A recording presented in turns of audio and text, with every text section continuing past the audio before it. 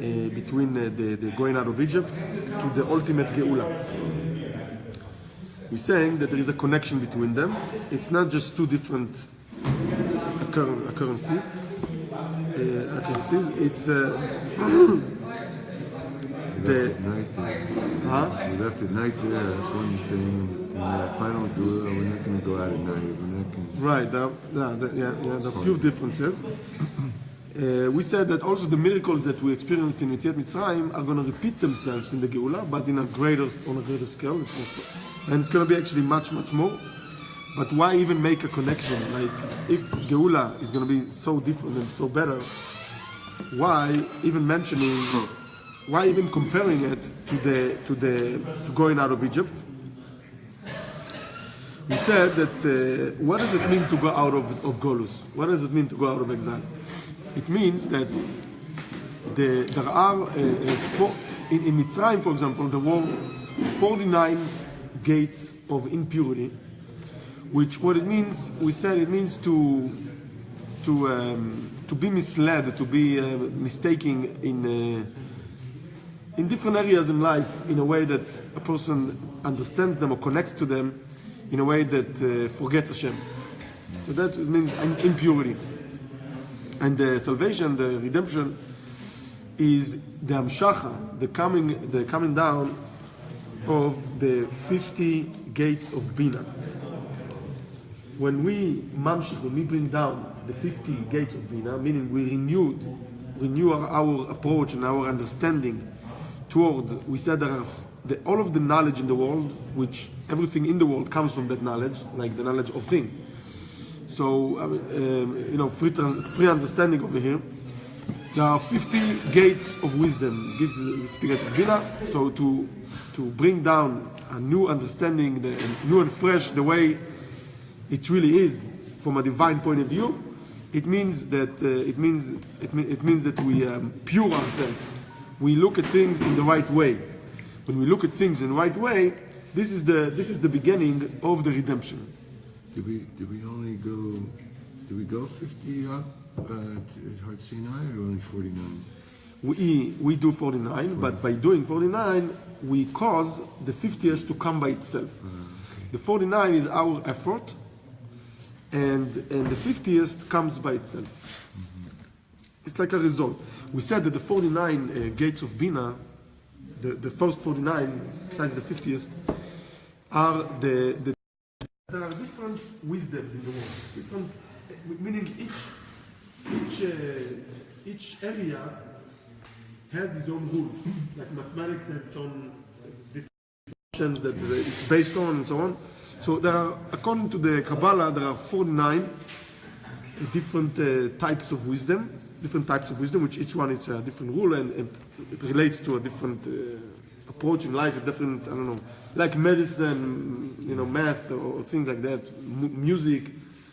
All of these things in the Torah, it's 49. And then the 50th gate is the pure knowledge of God Himself.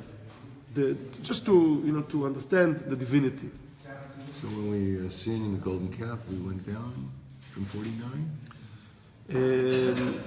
We're talking about Mitzrayim. In Mitzrayim, we went down into the in the 49th gate of Tumah. In the bed, in the impurity, you don't have the 50th gate, because the 50th gate, it's like kaput. It's kaput. It's the opposite of God. Now the truth is, you can't really deny completely the existence of God. Some do it, but the truth is it's impossible to really erase it. So it's there. It's always there. There is always a little spark of divine, of truth, that it's as low as a person can go and lie to himself and being wrong in everything, but still Hashem is everywhere. So the 50th gate, the knowledge of God, maybe we don't. The best way is to know everything about that as well, but at least to know, to feel very deep that it exists. Okay, so you can't erase it really. To erase it is like really kaput. But after the sin, we went down? Or? The sin of the kef, what is it? How does it apply to the 49 or the 50 gates of Bina? Purity. I haven't seen. It seemed to me that we did drop a level or levels. I don't know. I haven't seen the connection between the 50 gates of Bina and the sin of the calf. So I don't want to say anything. But we know that in Sfirat HaOmer, after going out of Egypt, we counted for 49 days, meaning we cured each one of those gates, and then in the Shavuot, in the Matan Torah, we brought down the 50 gates. I mean, it came down by itself as a result. We have seen God. That's the 50th gate, to see God. Like Sivan. Sivan is see one, to see the one. But we said there is one difference between going out of Egypt, Yetziat Mitzrayim, and the ultimate Geula, because in the Yetziat Mitzrayim, the 50 gates of Bina came down to us through the Malchut, through a Tzimtzum. But in the Geula, it's going to be with no limitation. It's going to be the 50 gates of Bina the way it comes in the Keter. In the Keter, it's going to be total freedom, absolute freedom.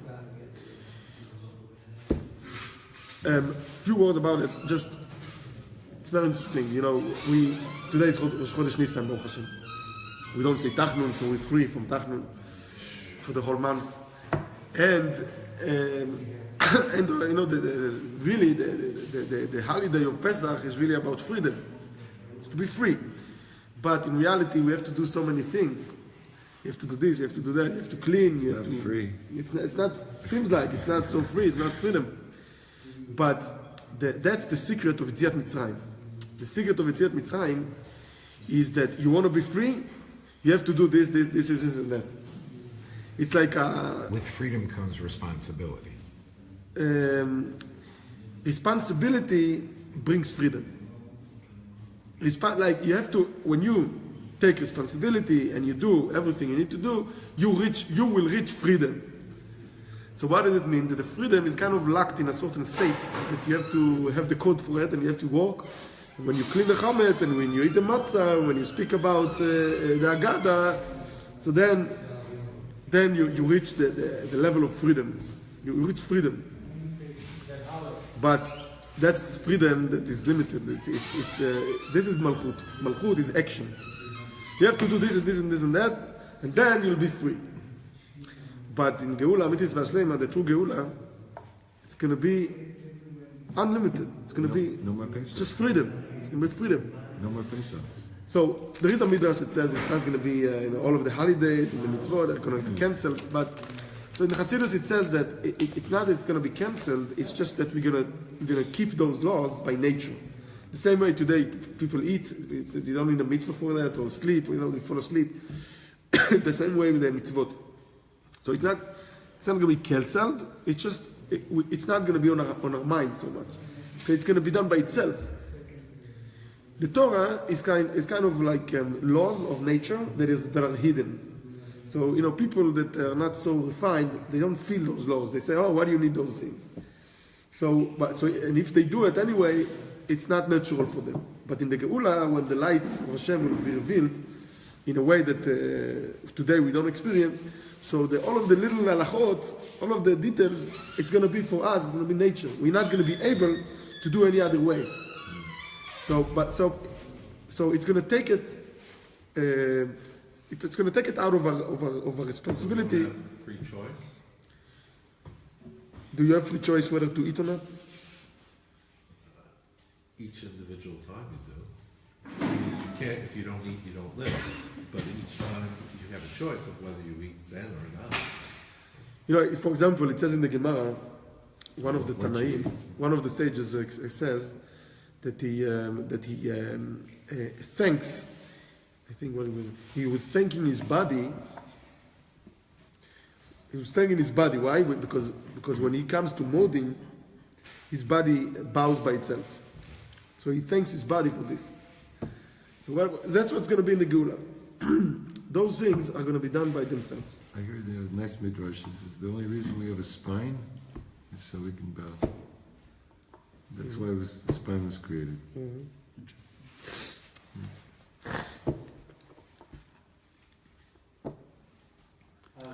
Then we were asking this. Let's see.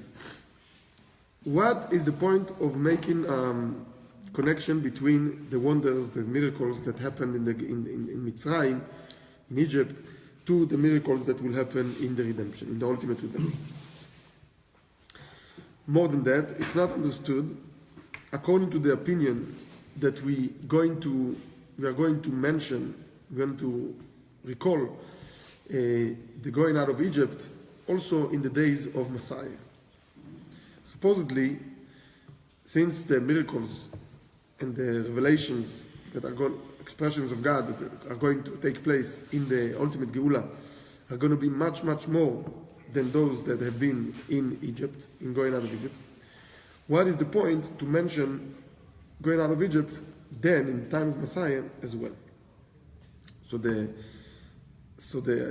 previous Rebbe explains that in the Geula, in the redemption from Mitzrayim, there is something that it started the whole concept of redemption. It all started there. It opened, it paved the way and became the channel, the pipe for all of the redemption, the types of redemptions that will follow. And that includes the future Geula. So there are two types of advantages. You can have someone that's bigger than the other, but then the other came first. So the one that came first has an advantage because he paved the way. Even though the one that came after him was bigger, stronger, but still he started it.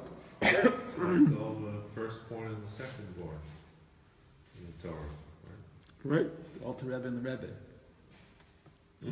Right. Now, since we know that Yetziat Mitzrayim served as preparation to the giving of the Torah, to the receiving of the Torah, as it says in the pasuk, "B'otziacha et ha'am miMitzrayim," when you take the people out of Egypt, the direction is to ta'avdun et Elokim al har hazeh, you should worship God on this mountain, on the mountain of Sinai.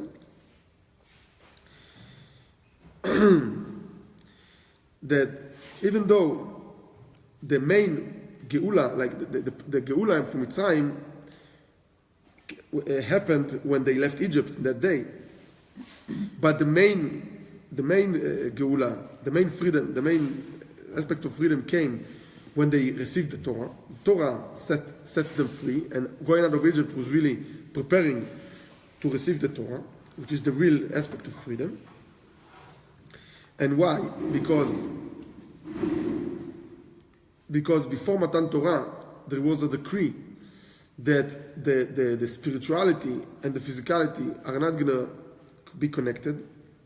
And Matan Torah made the connection between spiritual and physical, meaning to see spirituality in the physical and to activate spirituality through the physical.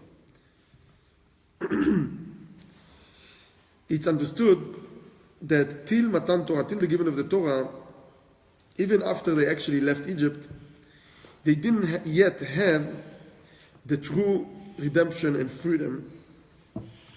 The true redemption and freedom. As human beings, like regular human being, even when he leaves Egypt, but he doesn't have yet the Torah, he's not considered free. But nevertheless, in the time of going out of Egypt, we're given the power also on the Geula, which means that the nullification of the decree that took place in the giving of the Torah. So the same way we say, and the same way is with the future Geula. What happened in Yetziat Mitzrayim? In Yetziat Mitzrayim, Am Yisrael left Egypt. What does it mean? It means for the first time, Am Yisrael was redeemed. There was a concept of redemption, a concept of going out of the hardships, of the bad. But so that is something that forever is going to be the chidush, the new thing about going out of Egypt. Something that never happened before, to leave the bad behind. Like someone has problems, someone is stuck, and it's just poof, he's out of it. He's out of it. It's not complete. It's not complete because even when we are out of the bed, we're still confused. We don't know what to do. But at least the hope the possibility to live something that really bothers me, to leave it behind me, even though I don't know what I'm going to do later, and how I'm gonna, what's the next thing? Sometimes there's a expression in Hebrew, going from the minapach el apachat, going from bad to worse.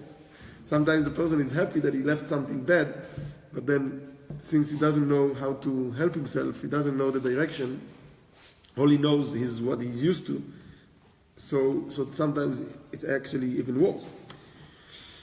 But still, the fact that a person is able to leave the bed, it's a sense of freedom. Okay, with the doubts of what's going to be later, but still, the fact that a person is able to leave the bed, it's an amazing thing. And that's the first time that in the world, and especially for the Jewish people, the first time the Jewish people were able to feel such a sense of freedom, is when they left Egypt. Before Matan Torah? Before Matan Torah. That's why that sense of going out of the bed is something we're going to take with us forever, even into the ultimate Geula. Meaning, even when we're going to be so high and we're going to be in the ultimate Geula, in ultimate redemption, but we're never going to forget the first time that we left the bed. Even though it was just the beginning. But this is something we can never forget. We will never forget. And this is it's also basically, we could say in other words, it could serve as a push. The fact that you can leave the bed behind, it serves as a push to reach much higher levels that are so removed and far away from the first time that you left the bed. But the fact that to be stuck literally and to leave that place gives you later on the power to reach higher and higher and higher levels in the good place that you are, even though you're far away from the bed, very far from the bed. So we daven every day, and we're talking about remember leaving Egypt. That's where we're supposed to be reliving. Yes. And every day that we daven, we're supposed to reach a higher level. Every day we should look at our position as being in Mitzrayim, in Egypt. Should feel in Egypt every day.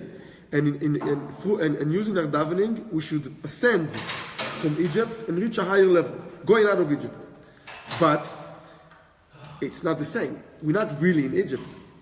But remembering Egypt, that's why we remember Egypt every day in the davening. By remembering Egypt, we remember it in the Vayomer, in Shema. By remembering Egypt, meaning by remembering the most simple Mitzrayim and going out of Mitzrayim in a simple way, helps us every day to reach a higher and a higher and a higher level that are not so literal, it's not so literal, like I'm not in Egypt right now. But still, the spiritual level that I was holding yesterday is considered Egypt. And remembering Egypt helps me to go out of that Egypt of today. Was part of that the pleasure from the Nefesh Elokus or Nefesh Muhammad? The Nefesh Eloki, the divine soul, feels in Egypt and wants to ascend to a higher level every day. Like the divine soul, if the divine soul is like in the same position as where it was yesterday, it will feel stuck. Okay, like even if it doesn't matter how much you have today or where did you get today. Tomorrow it's going to be like, okay, now what? You're going to feel stuck. You always feel stuck just being in the goof. Right.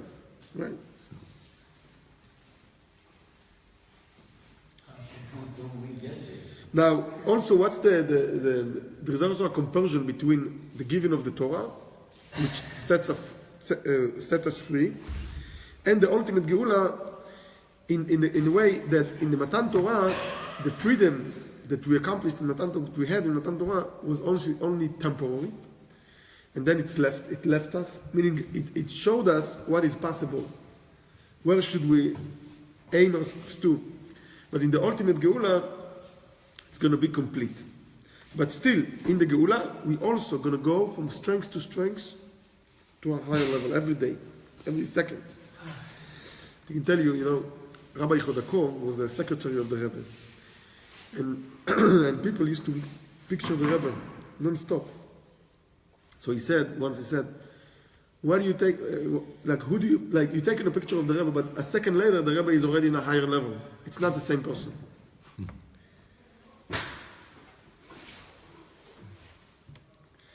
What is the essential difference between Matan Torah and the ultimate Geula?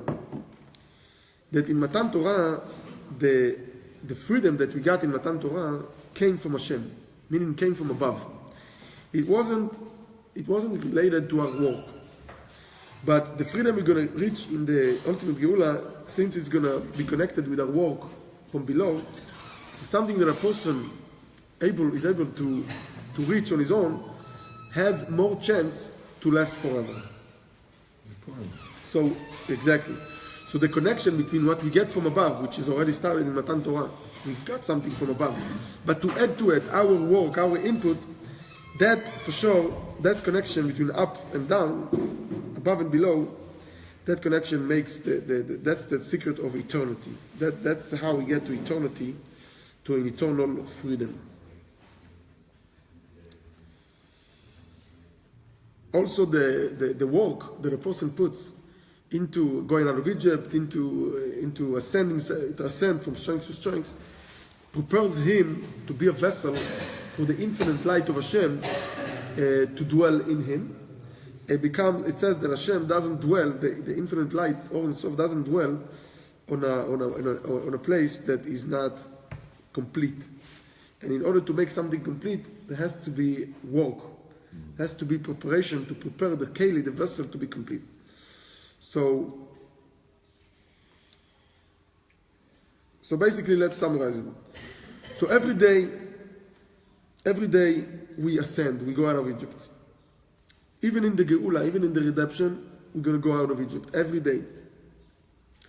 That's why that answered the question we had in the beginning of the Maimer, last class. Why we are calling the going out of Egypt in multiple days, the days we left Egypt. We actually only left Egypt one day. It took 1 day to leave Egypt. Why we call it days? Because every day we leave Egypt. On the other hand, every day we have to remember the 1 day that we left Egypt, even though every day we leave Egypt. Because the fact that the actual day that we left Egypt in the most physical and obvious way, to remember it, gives us the strength to leave Egypt in a much higher level.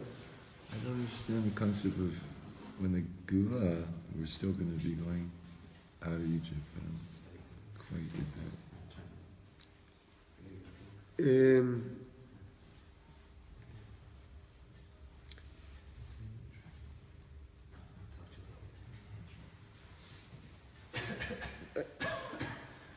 Yesterday revelation, yesterday level becomes today's jail. Okay, what you were able to accomplish yesterday is good, but for today is not enough. You want to reach more. You want to reach a higher level. Okay, so. How does that connect with leaving Egypt? Or leaving the constraints of ourselves? Yeah. Living new boundaries, new limitations. It's a method to think about Egypt.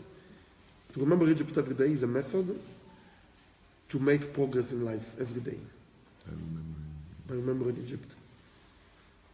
Is it not also the connection to the going out of the constraints of the Yetzer Hara when there was a stranglehold that's a very high level that makes going out of Egypt something that you can still remember and benefit from? Mm-hmm.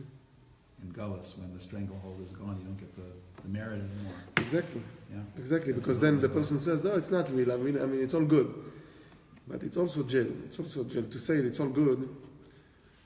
In the Geula, in ultimate Geula, You stop yourself. you start. It's not healthy. Person every day should strive to reach a higher level in everything that he does. better marriage, better chinuch, better connection with people, better achievements, economical, tzedakah, projects. There was a bunch of students came to the Rebbe on his 70th birthday to his room. The Rebbe, he answered them questions, whatever they wanted, and then in the end the Rebbe said that each one of them should take a good achlata, good decision, something to ascend, something better, to do something in a better way. So they thought about it, and they said, it's hard. So the Rebbe said, I'm 70 years old today, and I'm doing it every day. Every day I add another thing, one little thing. And when the Rebbe became 90, something like that, when the Rebbetzin passed away, when his wife passed away, in one day the Rebbe took an achlata in Afabrengen, I think, to open maybe, I don't know what's the amount, maybe it was more than one time also, but something like few hundreds even, of institutions. The Rebbe took an achlata. That was the achlata of the day. Maybe not. Maybe he took other achlatas, but to open 400, institutions. And the Rebbe said that everybody, all the shluchim, should write to the Rebbe, if whatever, to fulfill this achlata. So people writing, people open libraries, open schools, open shuls, open, food places. That can only happen if you add every day. So then one day you can make such an achlata, because then you can. If you in one day, in the beginning you want to make such an achlata, that's too much. But if you make every day another step, so then one day every little achlata for you, so for the world around you, it's gonna be considered as big. But the Rebbe, since the Rebbe advanced every day, so now he has the ability to add so much, because for him it considers little. Yeah, he always tell people come to him, even after 20 years, he remember what he told him. He said, I did what you said. He says, not enough, do more. Exactly. And people love it. Yeah. People love it. Every time I see a video of someone comes to the Rebbe and says, the Rebbe says, you have to add it. People they are amazed about it. They think they come to the Rebbe, they'll tell him, we did this. And people love it. Actually, we all love it. We love it. We love it. We love to continue. Well, it's because it's a vote of confidence that you can do it. The Rebbe Right. we're never given challenges that we can't handle it. So we need someone. Right.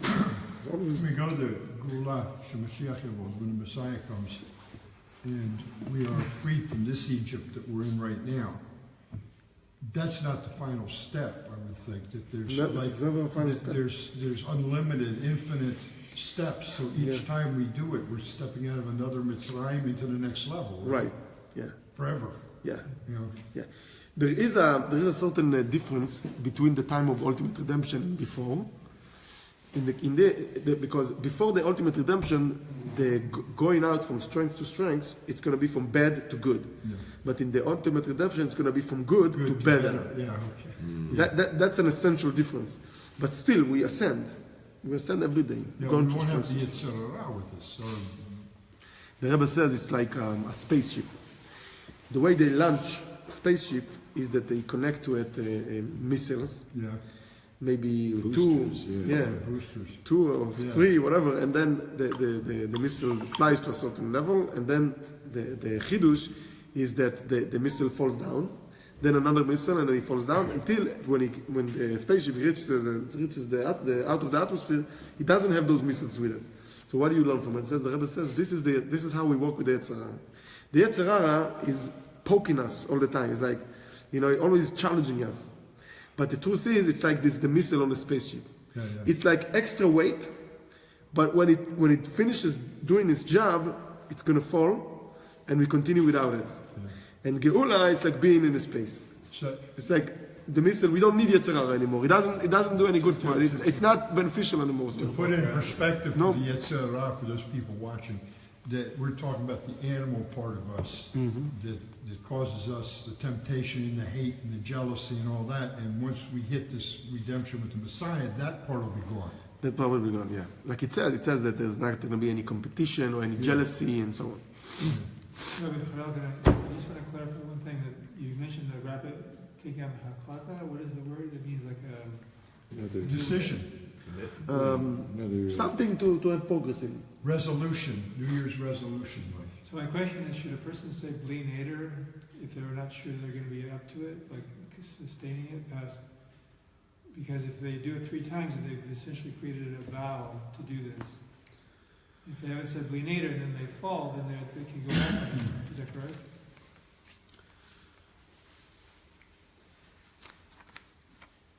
Our custom is to say bli neder. It's always a good idea. Our custom is to say bli neder.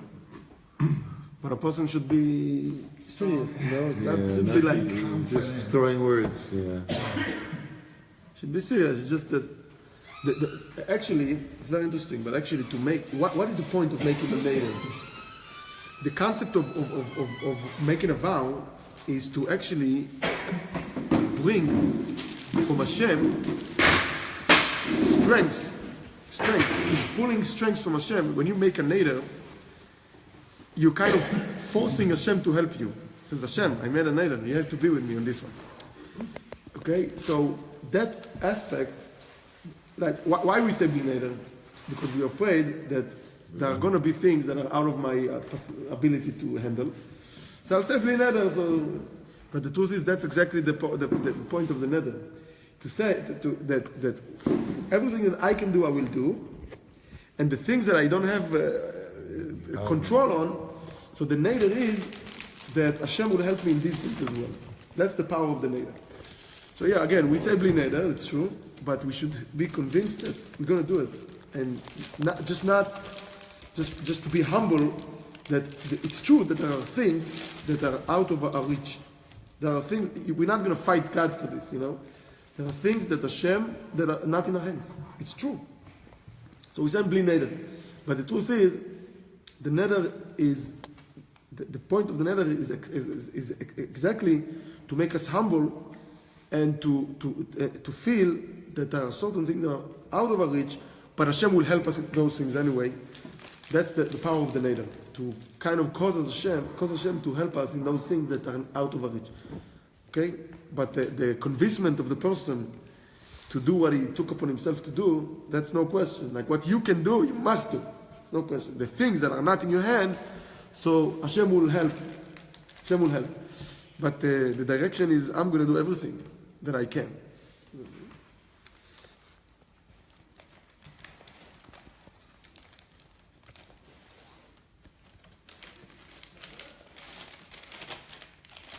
So, every day, in the time of saying Shema, the time of Shema in the morning, in the davening, we say also in Vayomer, we say that we mention going out of Egypt, and this is the time that a person should every day leave Egypt and be in such a place of living Egypt for the whole day. We also do it in the evening. We say morning and evening. We say Shema morning and evening. In the evening, we also say Vayomer. Vayomer is a part in the Torah that speaks about the mitzvah of the command of tzitzit. But and we're not obligated to wear tzitzit in the night, but nevertheless we do say Vayomer because it mentions going out of Egypt.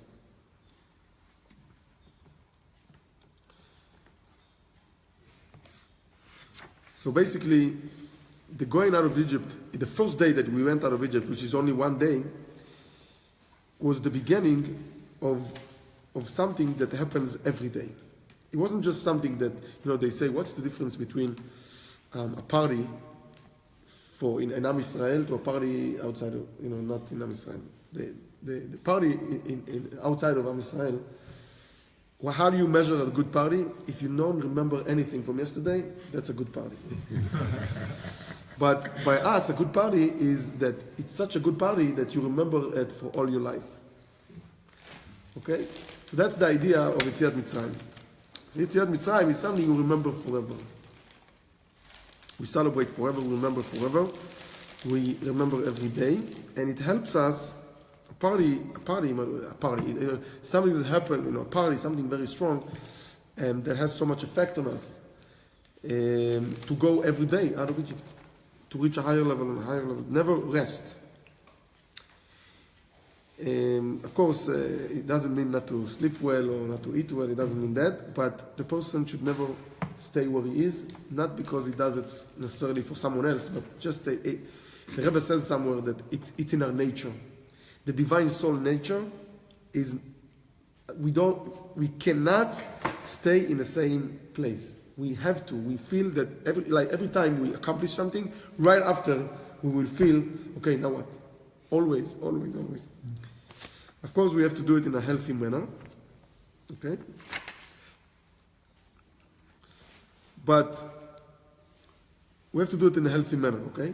Meaning to prepare ourselves to make the elevation, to reach the higher and higher level, we have to be prepared, not just run like crazy till we have no air. You make a step, then you go back, you see where you're holding, and you make another step, like this, Every step you make it the right way. Key to success. Right, like if you invest in real estate, you prepare all of the documents, all of the money, you buy a house, you fix it, you sell it, something like that. Then you see where you're holding and you make another pledge. And then you hire more people. And then, but every step you take, you do it wise. You don't just, let's buy the whole world. That's not the way. You make a step, you make it in a healthy way. You eat, you rest, and then you move on to the next thing. And every time, your capability becomes stronger, become bigger. Because yesterday you were able to conquer such a level, but now you can, if you just, after 50 years you just buy another house, no, after 50 years you should build cities already, But we're also taught that in order to go higher, you also need to have a descent for the ascent. It's not necessary. You have to sometimes fall to go higher. It's not necessarily just up. Right. What it means, I think in what we say, what it means is that again, you reach a higher level and then you prepare your ground again. You come down, you see where you're holding, and then you prepare your next step. That's why the Rebbe only made one decision every day, because basically every day, full day. So you in the night before you prepare yourself for tomorrow, then you go to sleep. Then you wake up fresh, you prepare yourself to the day, you daven and everything, and then you eat breakfast. Very important to eat breakfast. And then you go and in the few hours, which is the heart of the day, you elevate yourself to the higher level. You acquire, you make a new step, and then you go back home. You say hello to your family and all of that. It's You clock from your previous accomplishment. Could you clarify what that means? The Rebbe made only one decision a day. It means that a day is ultimately every day we should reach a higher level. But in order to reach a higher level, you need to do it right. So every day you will, like it, when Hashem put Adam in Gan Eden, in the Garden of Eden, He told him to leovda, to work, meaning to improve the land, to improve Gan Eden, but also leshomra, also to guard Gan Eden. A few days ago, I took someone hitchhike, so he was like a young person, he's a soldier. They're not allowed to take hitchhikes, but I took him anyway. So we started to talk. I said, what's your name? He said, Yosef. So I said to him, oh, Yosef, it means to add. He says, yeah, I know. So I said, but when you add something, remember to keep what you had till now.